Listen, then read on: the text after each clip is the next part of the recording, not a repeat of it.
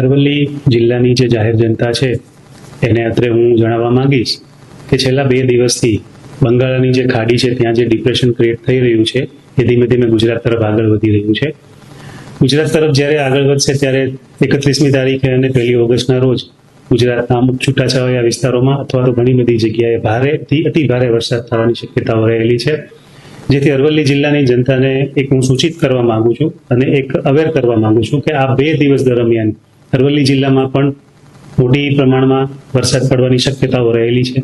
જ્યારે પણ આ પ્રકારની વરસાદી વાતાવરણ થાય અથવા તો આ પ્રકારની કોઈ પરિસ્થિતિનું નિર્માણ થાય ત્યારે આપના તરફથી જે તકેદારી રાખવાની છે એ આપના તરફથી પણ આપ સર્વે તકેદારી રાખો. ખાસ કરીને જ્યારે વધુ વરસાદ થાય ત્યારે ઘરની બહાર નીકળવાનું આપણે ટાળીએ. તળાવ જે જગ્યાએ વધારે પાણી ભરાય છે એવી અન્ય કોઈ પણ જગ્યાએ હોય તો એવી જગ્યાએ જવાનું આપણે ટાળવું જોઈએ.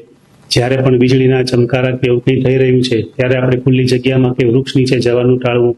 આ બધી સામાન્ય બાબતોથી આપ સર્વે માહિતગાર જ હશો. તેમ છતાં પણ આ 2 દિવસ દરમિયાન જે વધુ વરસાદની જે પરિસ્થિતિ છે ધ્યાને લેતા આપ સર્વેને તકેદારીના ભાગરૂપે આ બધા પગલાં લેવા માટે ખાસ વહીવટીતંત્ર તરફથી એક સૂચના આપવામાં આવે છે.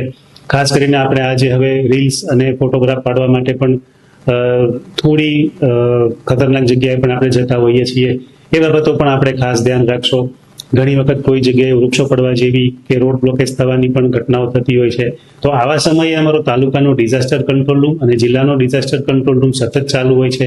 એના નંબર પણ આપ સર્વે સાથે સોશિયલ મીડિયા પ્લેટફોર્મ પર તથા અલગ અલગ રીતે શેર કરવામાં આવેલા છે.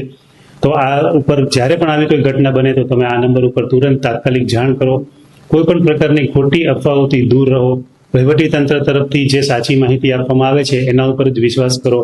આ બધી બાબતોની સાથે સાથે તમારે જે જીવન જરૂરી ચીજ વસ્તુઓ છે, જે દવાઓ છે કે બીજી કોઈ પણ બાબતો છે એ પણ આપ સર્વે સાથે રાખો.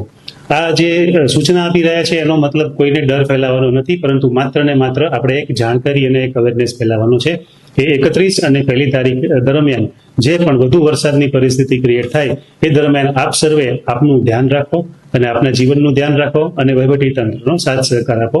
એ જ બાબત હતી. Thank you.